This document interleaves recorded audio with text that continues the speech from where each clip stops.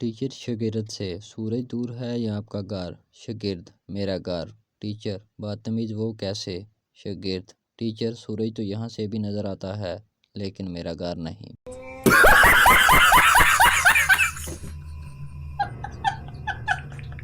ایک بچہ school there سے آیا۔ ٹیچر: آپ کو پتہ ہے کہ اسکول 8 بجے لگتا ہے؟ بچہ: وقت کی پابندی ضروری ہے، آپ میرا انتظار نہ کیا کریں، اسکول شروع کر دیا کریں۔